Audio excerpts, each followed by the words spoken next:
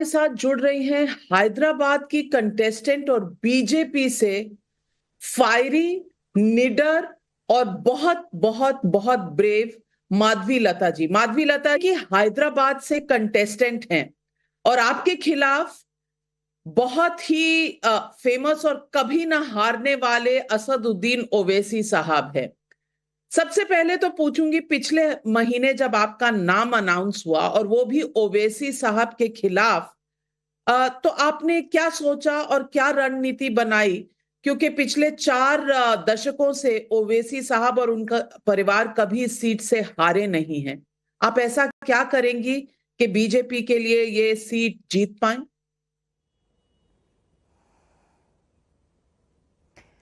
नाविका जी, पहली बात तो ये है कि इतने सालों से जो सच को बाहर निकालने के मौके मैं ढूंढ रही थी, ऐसा लगा कि मुझे भगवान ने बीजेपी पार्टी के तरफ से मोदी भाई के रूप में ये मौका दे दिया है ताकि उन सारे सच मैं बाहर निकालूं, इस देश के सामने रख सकूं।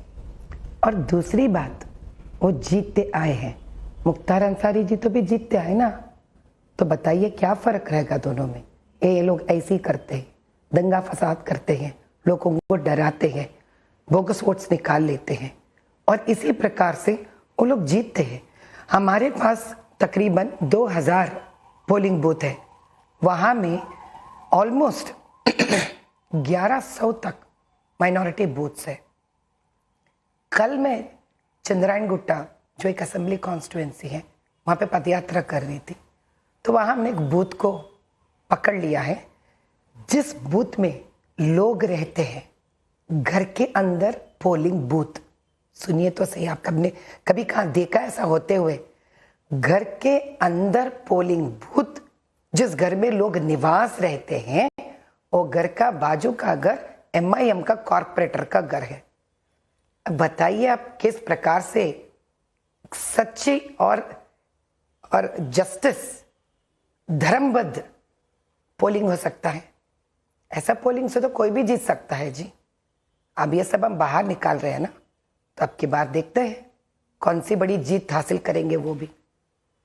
तो माधवी लता जी, लोग तो कहते हैं, विपक्ष सारा कहता है कि इलेक्शन कमीशन बीजेपी से अफिलिएटेड है, लेकिन इलेक्शन कमीशन के होते हुए अगर एक बूथ AIMIM के कॉरपोरेटर के घर से चल रहा है, तो इसके लिए दोष किसका है? दोष फिर भी यहाँ का स्टेट गवर्नमेंट का है, क्योंकि स्टेट में जब किसी भी स्टेट में इलेक्शन कमीशन तैनात होता है, they will not have complete infrastructure with people. अब बताइए तो स्टेट के ऊपर इतना फंड्स क्यों न्योछावर करना चाहिए? पूरा स्टेट उनको इलेक्शन टाइम के टाइम पर अपने स्टाफ को देना पड़ता है, which is a open fact. Election commission भी स्टेट का स्टाफ पे ही डिपेंड होना पड़ता है ना Navika ji. So every time there is a complaint launched, जब भी एक कंप्लेंट जाता है स्टेट में है सो इलेक्शन कमीशन को, वो फिर उसे GHMC के तरफ पे तो डाइवर्ट करते हैं। अब मैं ये बताती हूँ आपको, जब हम जाते हैं ये कहने के लिए साहब यहाँ पे ये प्रॉब्लम है, वहाँ पे वो प्रॉब्लम है, वो हमसे ये उम्मीद करते हैं कि 1000 या 1100 का माइनॉरिटी बूथ में जहाँ पे गफला हो रहा है, हम उसका रिपोर्ट बनाकर उनको दे। तो उनका स्टाफ क्या कर रहे हैं बताइए आप? हम इलेक्शन का काम करें, अपना योजनाओं का काम करें, या हम उनका काम करें जिसका काम है पोलिंग बूथों का इंफॉर्मेशन ढूंढना, जिनका काम है कौन से बोगस वोट्स वहां पे चल रहे, उनका काम है ना जी कि एपिक नंबर पर दो लोगों का जब नाम बाहर आ रहे, उनको सेंटर बनाना है, उनको कंप्यूटर्स के सामने लोगों को बिठाना है, GHMC को ये काम करना है। बार बार वो लोग हमसे क्यों पूछते हैं आप इंफॉर्मेशन दो, आप इंफॉर्मेशन दो? तो हमारा यही काम है कि लोगों को इकट्ठा करें पार्टी से, हम उनका पोषण करें, हम भी जाएं कौन सा पोलिंग बूथ कौन सा है, कौन सा पोलिंग बूथ कौन सा है। हम क्या काम करें बताइए आप? हम इलेक्शन का कैंपेनिंग का काम करें या इनका काम करें? इनका जिम्मेदारी नहीं है जब रिपीटेडली हम इतनी कंप्लेंट्स लॉन्च कर रहे हैं।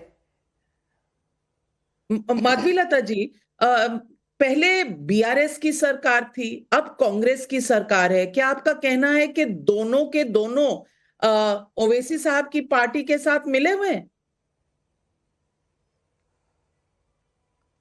ये कोई आश्चर्य वाली बात नहीं है नाविका जी, दे ओपनली एक्सेप्टिंग दिस ना। अरे अगर ये अंदर का मामला होता, जैसे कि हमारे ऊपर ये लोग कहते हैं ना बी टीम, जहां पे कोई प्रूफ तक नहीं है, इनका तो बाहर ही बाहर प्रूफ है ना जी। वो लोग तो ओपन डिक्लेयर करिए। जब बीआरएस है, बीआरएस एएमआईएम ओपन ही खुल्लम खुल्ला खुलासे में बात करिए लोग। हम दो मिलके काम कर रहे हैं, हम मिलके पार्टनर्स हैं, हम मामू भांजे हैं, और वो लोग सारे काम मिलकर ही तो किए थे ना। और वो कांग्रेस तो कंप्लीटली ओपन डिक्लेयर हो गया। वो तो ये कौन सी बड़ी बात है। और अभी कांग्रेस से तो वो और भी ओपन है। बताइए तो सही, आज तक उम्मीदवार हमारे कॉन्स्टिट्यूंसी में क्यों डिक्लेयर नहीं हुआ? क्योंकि वो ये सोच रहे कि किस प्रकार से कांग्रेस एएमआईएम का वोट्स बढ़ा है, किस प्रकार से इधर डम्मी कैंडिडेट को भी ठहरा है, या हिंदू वोट्स का किस प्रकार से वो लोग तोड़े। तो क्या है उनका इंटरेस्ट वहां पर कि एएमआईएम को डायरेक्ट सपोर्ट करे? कोई कर सकता है वैसा? माधवी इससे लता क्या जी, जब मतलब से है? आपका नाम और सामने बाहर आया से है, तो आपने राहुल कहा गांधी जी, आपने कहा कि अब मैं आ गई हूं तो ओवैसी साहब को दिक्कत हो जाएगी। क्या दिक्कत हो जाएगी ओवैसी साहब को? वो तो कह रहे हैं उनकी लाइफ को थ्रेट है।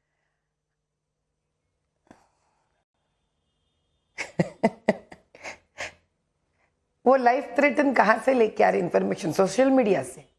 मेरा सोशल मीडिया तो भरा पड़ा हुआ है ऐसे थ्रेट से, भरा पड़ा हुआ है नाविका जी। सोशल मीडिया में तो जो मन में आए आते बोलते रहते।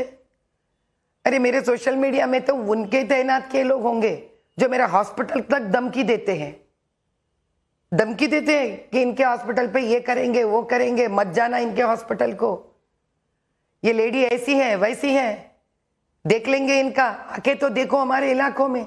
हमने तो कभी इनके बारे में बात नहीं की।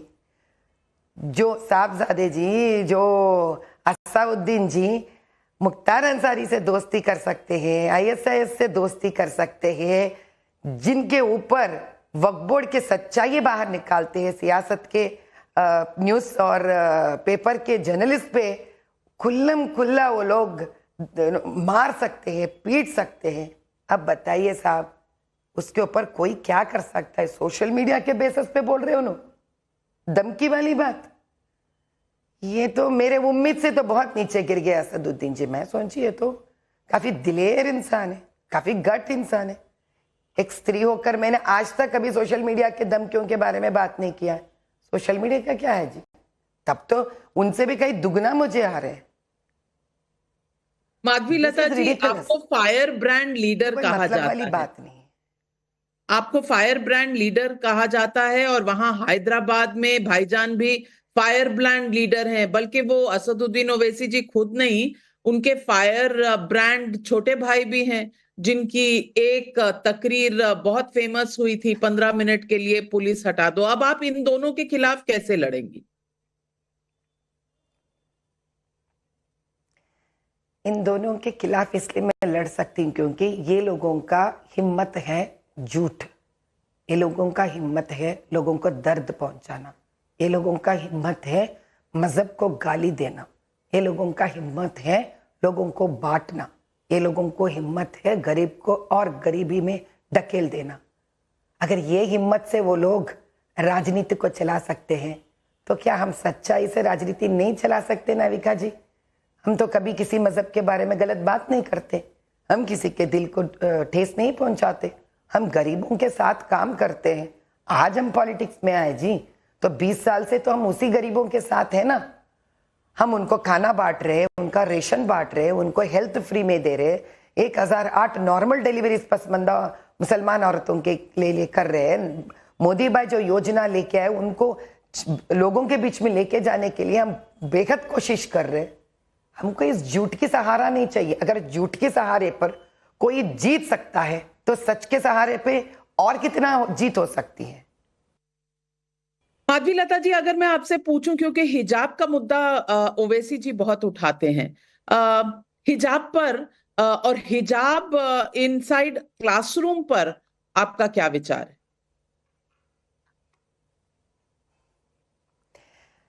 देखिए, यहाँ पे मुद्दा दो इश्यूज पे है। एक आर्टिकल 30 के हिसाब से, आर्टिकल 30 आप जानते हैं कि माइनॉरिटियों के लिए दिया गया है, स्पेसिफिकली एजुकेशनल इंस्टीट्यूशंस पे एक प्रकार का छूट दिए वो लोग, क्योंकि माइनॉरिटी इंस्टीट्यूशन पे, जैसे कि हम सिख भाई को देखते हैं, पगड़ी रहता है, जो 5 वो लोग पहनते हैं, उनका माइनॉरिटी का रिक्वायरमेंट है।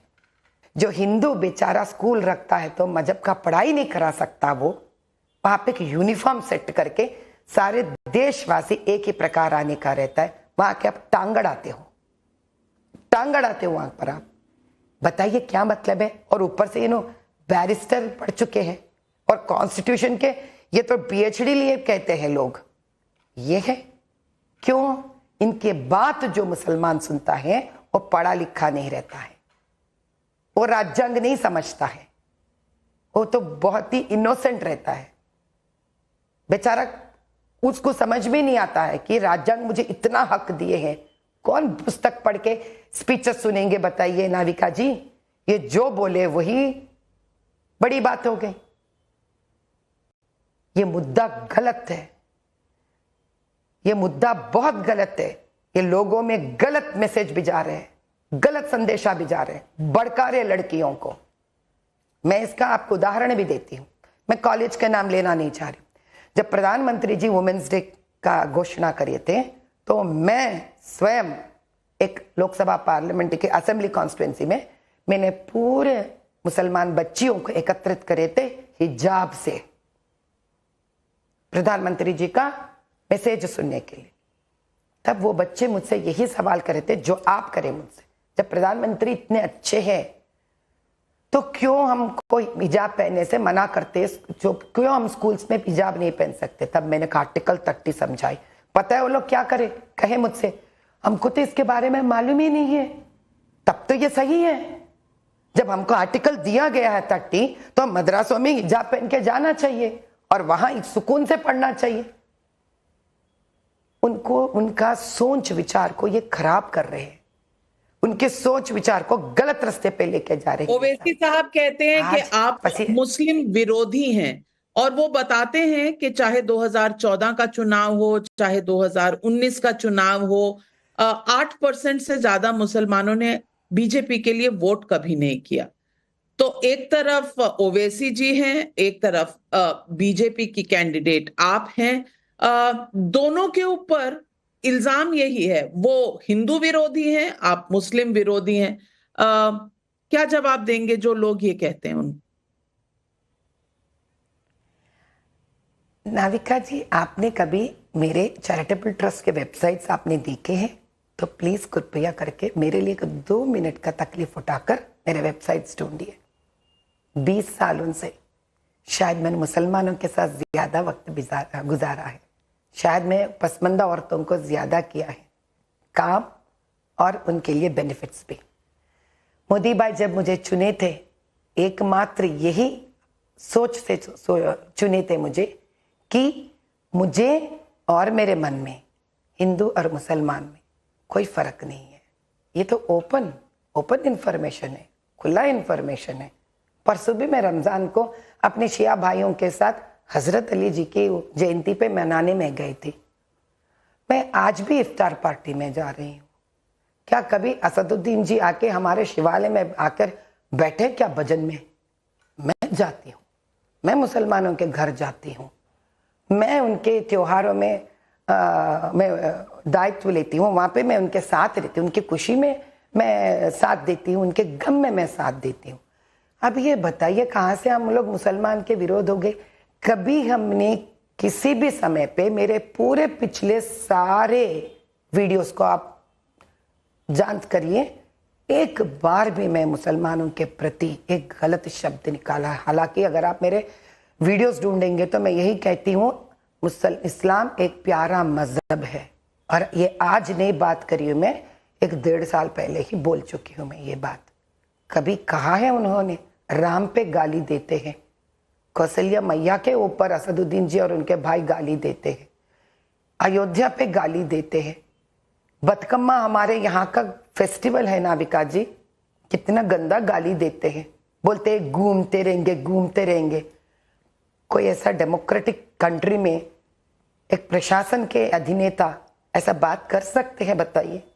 हमारा भाग्यलक्ष्मी मंदिर जो चार मीनार में है, जितना मानते हैं, कितने गंदे बातें करते हो हम माता रानी के बारे में, वो मेरे घर में आके बर्तन मांजेगी। और ये है बेस्ट पार्लियामेंटेरियन, ये है नाविका जी जो इस देश में दूसरे मजहब के बारे में एक अच्छे सोच विचार नहीं रख सकते हैं। अरे आपके मन में है तो है, बाहर तो नहीं कहना चाहिए ना। तो अब किसको तसल्ली दे रहे हैं?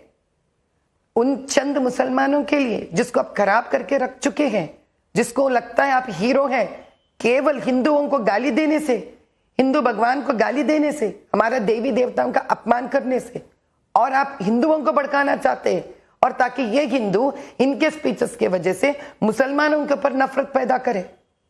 ऐसा होता है कोई राजनीतिक? ऐसा होना चाहिए? अरे अगर आप इलेक्शन जीतना चाहते हो, दो कौम को, दो मजहब को साथ लेकर चलिए ना, हम भी खुश हो जाएंगे, हम भी समझेंगे क्या वाह मुसलमान भाई है हमारा देश में भी, हम साथ देंगे आपको। ये क्या है भाई? ये तोड़ के आगे बढ़ने का क्या मतलब है? कब तक चलेगा नाविका जी? आप मेरा एक भी स्पीच लीजिए, उतना ही क्यों, अब मोदी भाई का स्पीच लीजिए, आप टाइप करके देखिए मोदी भाई का स्पीच ऑन इस्लाम, कितना प्यारा स्पीच दिया उन्होंने। अरे उनके जबान से वो रहमान रहीम इतने बढ़िया कहे उन्होंने। अरे हमने कभी कोई मजहब से किसी प्रकार का विरोध नहीं किया, हम सम्मान करते हैं, इस्लाम का हम सम्मान करते हैं, सिख गुरुओं का सम्मान करते हैं, जैन गुरुओं का सम्मान करते हैं, सारे माइनॉरिटी का सम्मान करते हैं, और आप गाली देते हो।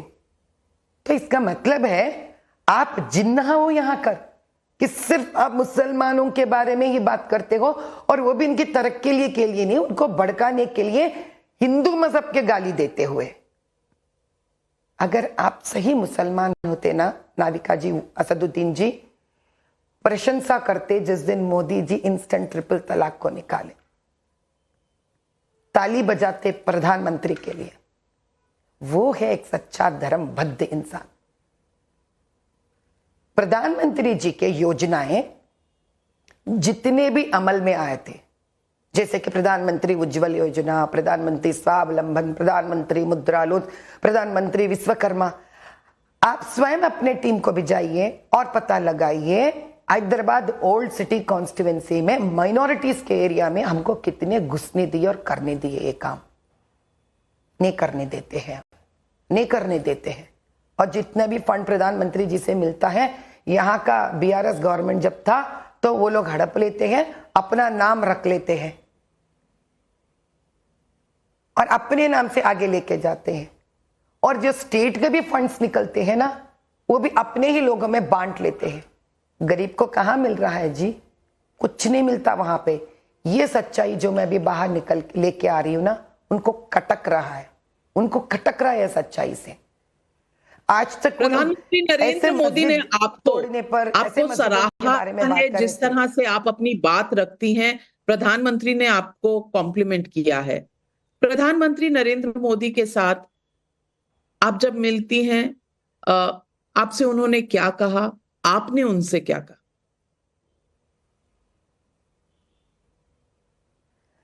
वो मुझे सिर्फ एक बार मिले थे, वो भी मुझे ये नॉमिनेट करने के बाद, हैदराबाद लोकसभा पार्लियामेंट को नॉमिनेट करने के बाद, वो जब मलकाजी गिरी जो हमारे और एक लोकसभा पार्लियामेंट कॉन्स्टिट्यूएंसी है, तब मैं तो सिर्फ उनसे 20-25 सेकंड के लिए मिली थी। तो बस मैंने हाथ जोड़कर उनसे कहा है, प्रधानमंत्री जी अब की बार हैदराबाद हमारा है।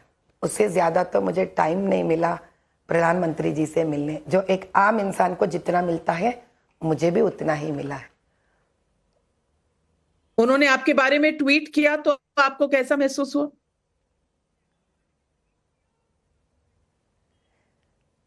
अब मेरा आंख में तो आंसू आ गए थे कि प्रधानमंत्री जी इतना इंकरेज कर सकते हैं किसी को सच बोलने पर, धर्म के पथ चलने पर, तो वो कितने स्वयं धर्मबद्ध इंसान होंगे। क्योंकि एक सच्चाई को तारीफ करने के लिए बहुत बड़ा दिल चाहिए, हिम्मत चाहिए।